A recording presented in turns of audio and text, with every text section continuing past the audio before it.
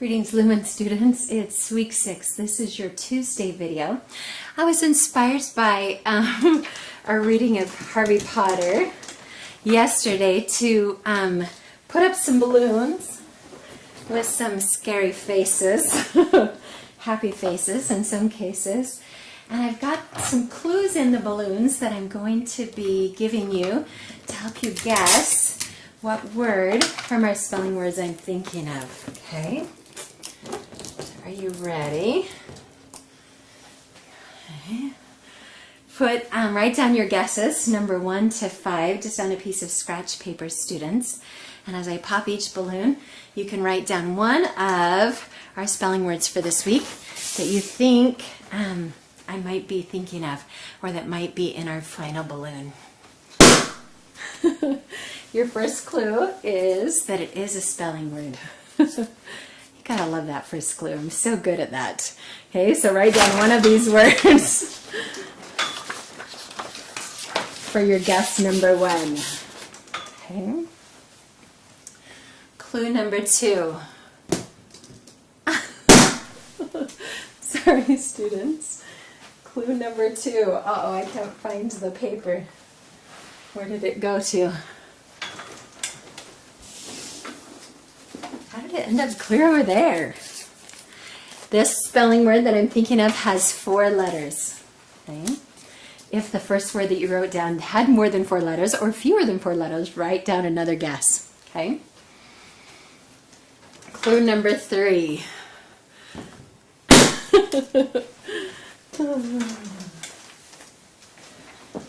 The spelling word that I'm thinking of starts with a consonant. So if you included one of the ones that starts with a vowel, is that it? That wasn't a very good clue. If you wrote down 1 as your guess, then you need to change it. It starts with a consonant. Clue number 4.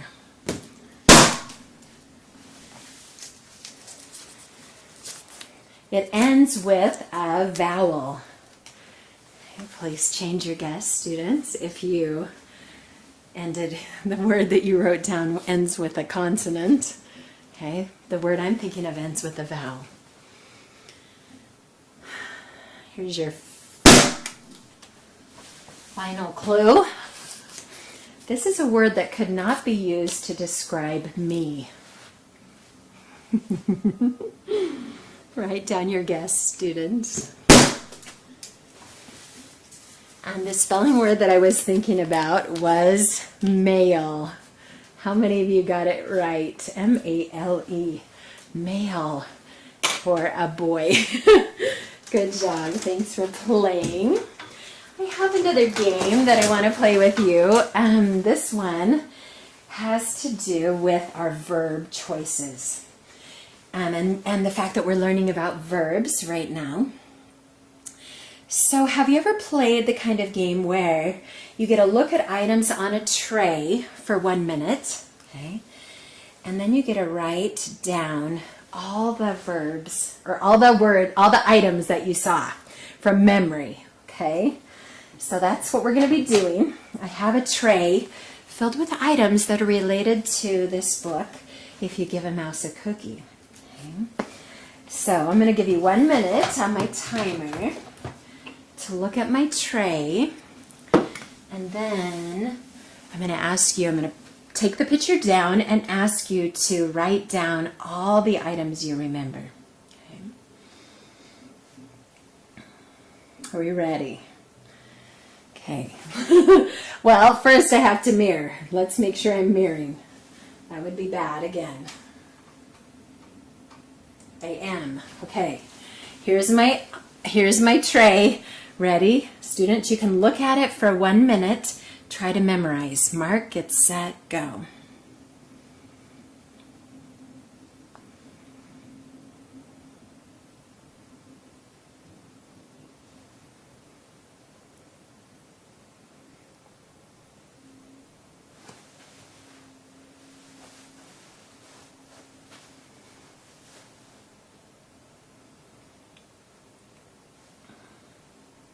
Don't be writing while the timer's going. That's cheating. Just look at it. Try to remember all the items that are there.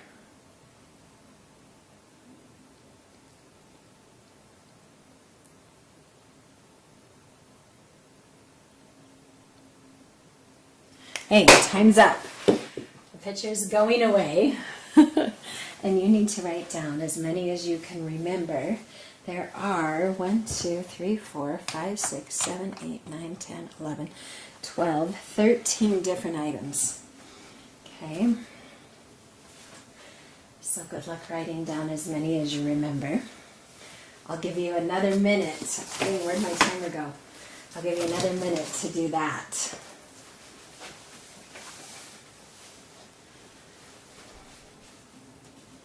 No rewinding the video. Write down as many of those 13 items, lucky 13 items, as you can remember.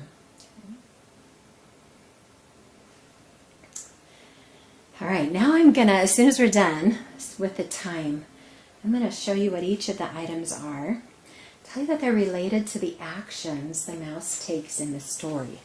And I want you to see part 2 of this game, what verbs you think the mouse is going to do related to each of these items. Okay, you've got about 8, 7, 6. Nope, done. Sorry. Okay, I'm going to hold up the items, and you tell me if you wrote these down, students. That's going to bug me. I gotta clear those balloon carcasses away. Okay. All right, so tell me if you had these. Did you write down a pillow? Okay.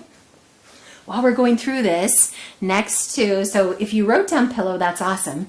If you didn't write down pillow, write it down and write what verb you think the mouse is going to do, what action he's going to do with the pillow. Okay. You remember this story. What action does the mouse do with the pillow? Next are these disinfecting wipes, these Lysol wipes. You could have called them wipes or, whatever you wanted. If you remember them, that's awesome. If you didn't, write them down. And then write what verb, what action the mouse is going to do with this item. Okay. Number 3, did you write down a broom? Isn't this a lovely broom? Like, it's just like little and broken. Anyway, so did you write down broom? And if you didn't, write it down. And then write down the verb that you think the mouse is going to use with this item. Okay, number 4, did you write down book or picture book? Okay, and what is the verb that's going to be used in the story related to this? What action are they going to do with the book? Number 5 is tape. Okay. If you wrote down tape, that's awesome. If you didn't, please write it down. And what is the verb that goes along with this piece of tape? What action is the mouse going to do with this tape? Number 6. Okay, we've got some scissors. Did you remember scissors? Did you write down scissors? If you did, awesome. If not, write it down. And what verb is the mouse going to use with the scissors?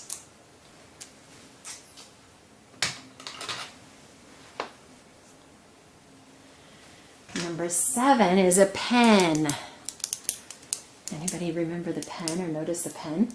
Write it down if you didn't. And then write down what verb you think the mouse is going to use with this pen. Number 8 is mirror. Write down what you think. Am I shining light on you? The mouse, what verb the mouse is going to use with the mirror. What does he do with the mirror? Number 9 and 10, I kind of tricked you on that one because they're the same thing. I don't know if you wrote down 2 crayons. If you did, you have awesome memory, awesome eyesight. Not if you wrote down crayons, great. What is the verb? What is the action that the mouse is going to do with these crayons? Is he going to eat them? Probably not. What action is he going to do with the crayons?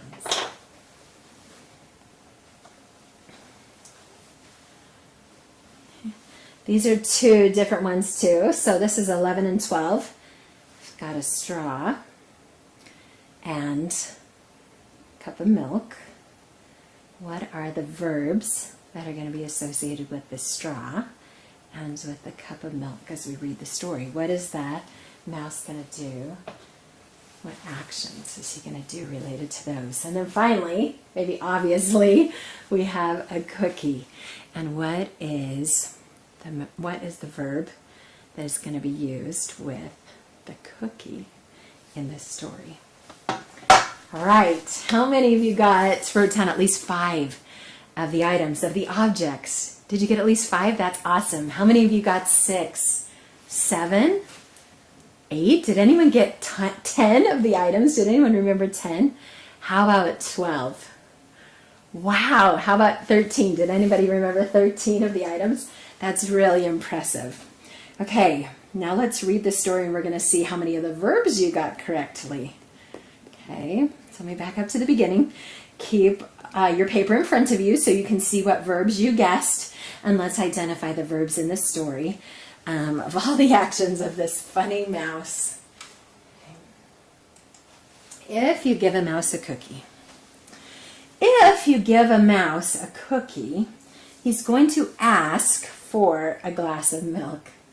So the action with the cookie is give. Okay? Give a mouse a cookie. And ask for a glass of milk. That's the verb. When you give him the milk, he'll probably ask you for a straw. So again, ask is the verb for the straw. Maybe you had drink. That's a good verb, just not the one the book used. Maybe you had eat is another awesome verb, just not the one the book used. Maybe you had suck or slurp, another good verb, just not the one the book used. When he's finished, he'll ask for a napkin. And I forgot to put a napkin on our tray. That's okay. Then he'll want to look in a mirror to make sure he doesn't have a milk mustache. Did you guess look as the verb for the mirror? Awesome.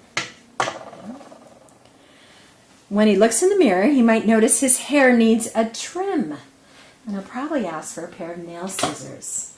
So the verb, you might have thought the verb was cut, but it's trim related to the scissors. Kind of interesting, huh? When he's finished giving himself a trim, he'll want a broom to sweep up. You probably guessed sweep. Not too many verbs go along with brooms, right? Except for sweep. He'll start sweeping, and he might get carried away and sweep every room in the house. He may even end up washing the floors as well. So was washing, cleaning. I don't know if this was a very good object for washing, but this was a verb that was used. When he's done, he'll probably want to take a nap. Hey, did you think about sleeping or napping related to the pillow? Good job. You'll have to fix up a little box for him with a blanket and a pillow. He'll crawl him in, make himself comfortable, and fluff the pillow a few times. Fluff? Did anybody think of fluffing? I didn't think of fluffing with the pillow, but that was the verb that they used. He'll probably ask you to read him a story. Did you think of the word read with the book? I bet you did. So you'll read to him from one of your books, and he'll ask to see the pictures. When he looks at the pictures, he'll get so excited he'll want to draw one of his own, and he'll ask for paper and crayons. Did you think of the verb draw related to this? Way to go. He'll draw a picture, and when the picture is finished, he'll want to sign his name. Maybe you thought of write, but the verb was sign, okay, with a pen. Then he'll want to hang his picture on your refrigerator, which means he'll need some Scotch tape. Did you get hang with the tape? You may have thought, well, tape is a verb too, right? So you may have just thought tape. Tape can either be a noun or a verb, because I can tape something up to the wall. And here's a thing of tape. Maybe you thought tape or paste, I don't know. Hang. He'll hang up his drawing and stand back to look at it. Looking at the refrigerator will remind him that he's thirsty. So he'll ask for a glass of milk. And chances are, if he asks for a glass of milk, he's going to want a cookie to go with it. Good job, students. How many of you guessed 5 of those verbs? Excellent. 6? 7? Anyone at more than 7 or 8? That's really, really, really good. You did excellent. Well, let's go to our history studies really, really quick. I want to talk to you about the next object in the 7 wonders of the ancient world that we are learning about. This object is a statue of Zeus found at Olympia. We're going to watch just a short video about the Greek gods, and then I will tell you what this statue of Zeus looked like.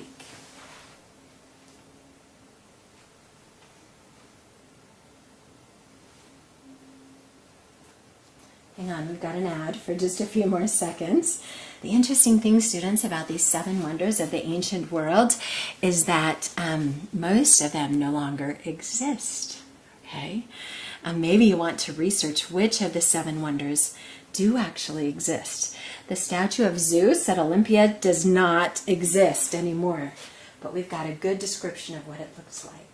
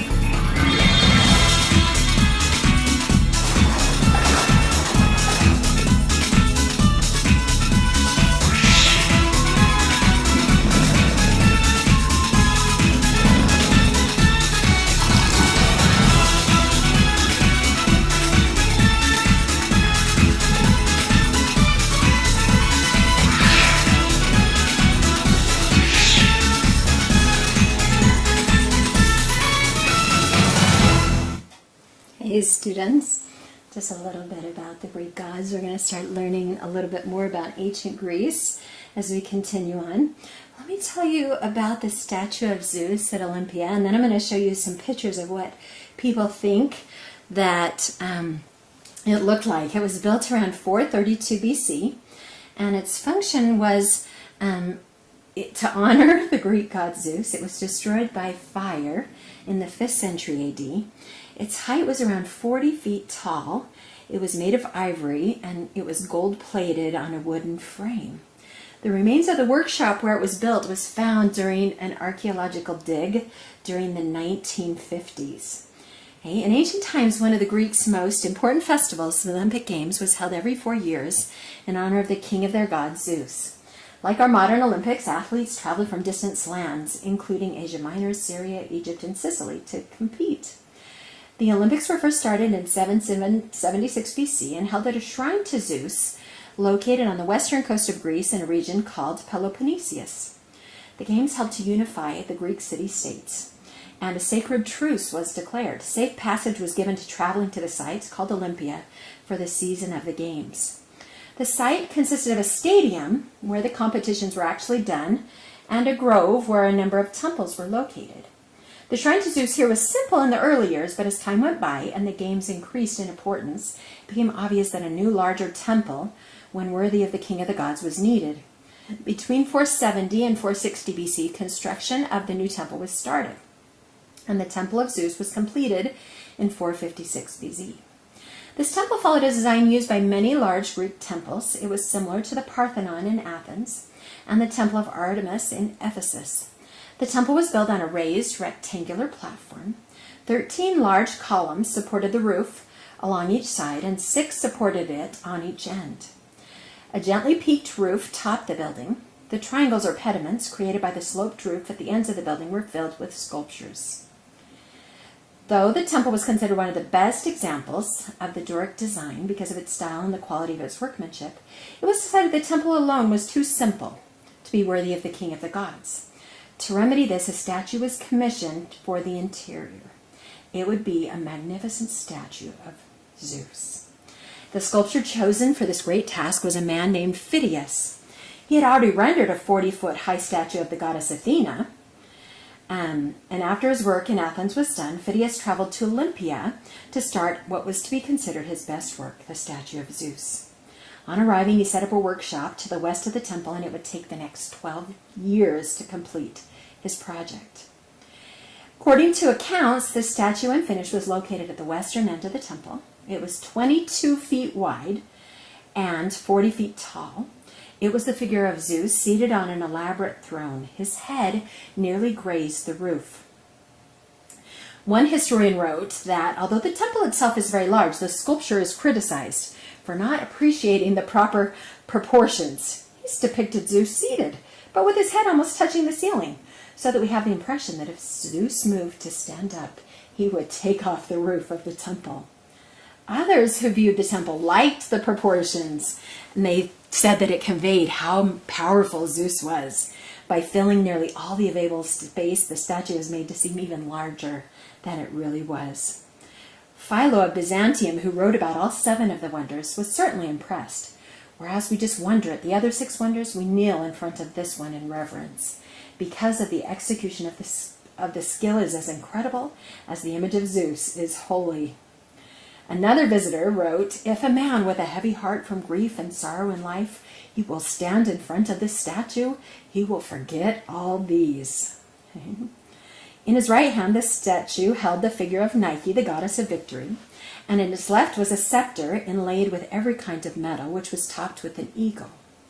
Perhaps even more impressive than the statue itself was the throne, made out of gold, ebony, ivory, and inlaid with precious stones. Carved into the chair were the figures of the Greek gods, mystical animals, including the half-man, half-lion Sphinx.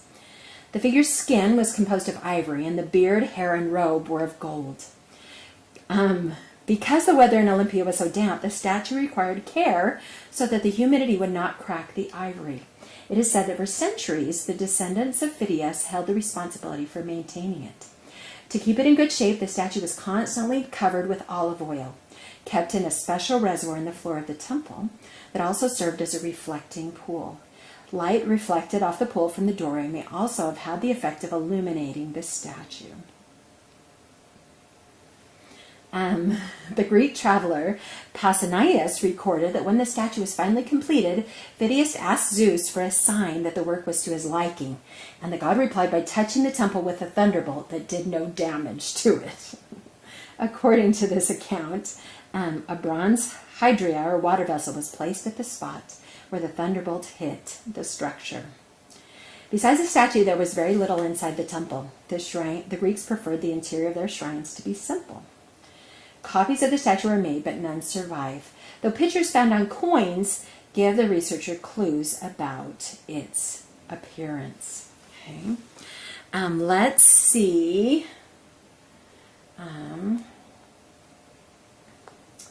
What people think that it looked like, students.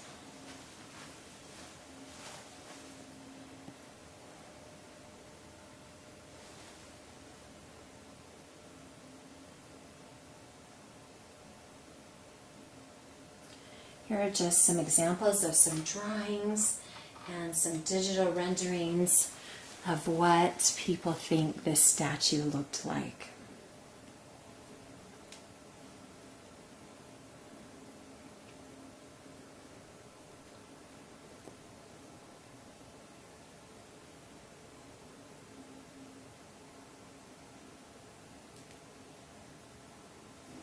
That's it. So pretty impressive as one of the 7 ancient wonders of the world. Let me see, students, if, since I'm having more luck mirroring today, if I can show you just quickly a little bit more about Toondu, if you've had a chance to check that out, if you were interested in doing a cartoon. Little students, this is required for you. And guided instruction students, you're more than welcome to participate and share your Toondu with us. So this is what the website looks like. Over here, I'm hiding this spot where it says you can sign up for free. Okay. So I've already got an account. Oh, dang it. Didn't work too good. So I'm going to log in.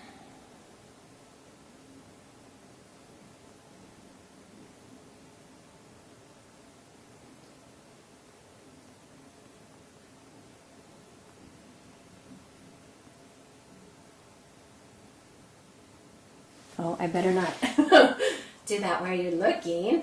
Hang on. That would be bad. And I've got to fix my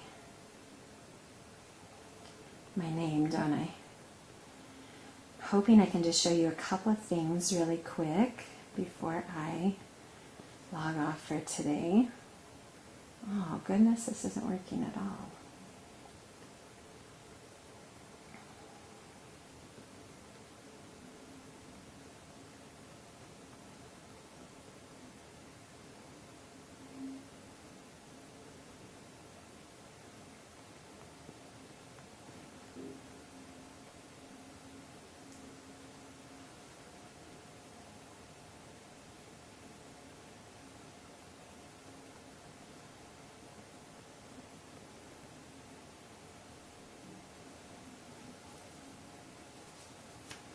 Okay, so I'm logged in. Now I'm going to show you what some of the features are, what we can do. So where I click Tunes right here and I want to create a tune, I told you before that I want you to make 3 different panels. Oh dear. I hope it's going to show. Might be because you're not able to do this on iPad, students. You need to use a computer, because my computer isn't mirroring effectively.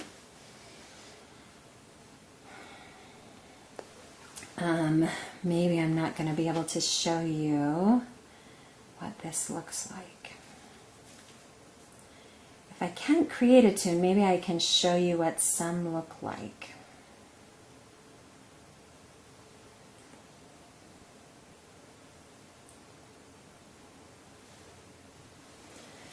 Okay, this gives us at least some views, right?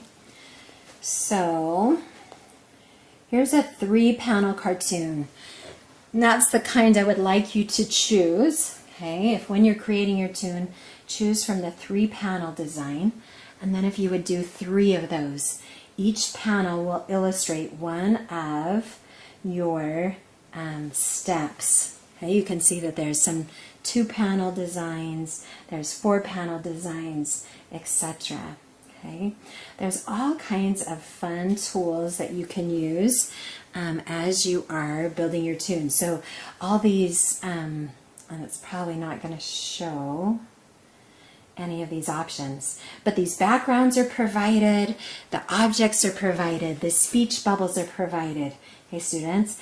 And so depending on, you can choose cartoon animals to be your characters, you can choose people to give your steps. Have fun and experiment and play around with Toon-Do so that we can learn the steps that it would take to build to create a mummy, to build a pyramid, or to be a pharaoh, or to be a regular Egyptian. Again, choose the 3-panel design, if you would please, students, and then use the tools that they provide you to tell us the steps that it would take from the research that you have done. I hope that makes a little bit more sense, and that you know how to get started. Please ask me any questions that you have. We got a couple of weeks to work on this, and then we'll be able to share them during our team meetings. Thanks for joining me today, students, and we'll catch you later.